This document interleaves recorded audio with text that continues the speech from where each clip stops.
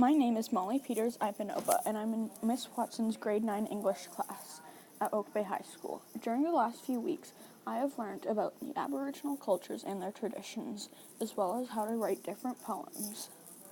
You hear it from miles away, the ongoing beat of the drum. It is the heartbeat of music. The beat is what brings us to life and gets us through everything. Without the beat of the drum, there would be no need for music. Music would not be the same, and neither would we. We need the beat to keep us alive.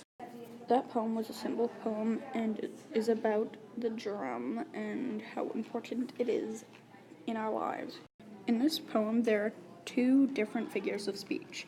They are both in the third line and are personification and metaphor. I feel so alone here, like nobody loves me. Why would they leave me here? Are all the other kids here? Does anybody love us? I don't know what I'm doing here, alone and unwanted, like an old doll. This is not where I belong. None of us belong here. We need to be at home with our families so that we can be loved and wanted. This poem is what it must have felt like to be in a residential schooling system. In this poem, there are two figures of speech, repetition and a simile. If I always love, then I will always have peace. They come together. This is one of my first haiku poems and is about love and peace from the 7 grandfather teachings and how you get both together. In this haiku, there is one figure of speech, which is personification. Everyone knows to respect the elderly, for they gave us our air. That was my second poem, and it is about how if we did not have the elderly, then we would not be here or alive today, and how everyone has to respect them because they have given us so much. In this haiku, there is one figure of speech, which is personification.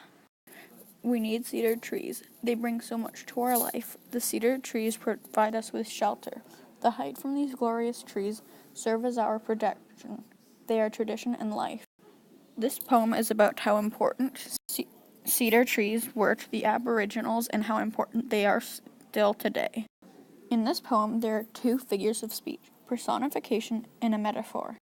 The sky and all the stars shine bright throughout the night, giving us all the light we need to see.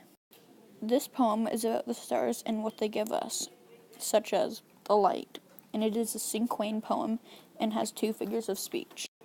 It has assonance and a rhyme.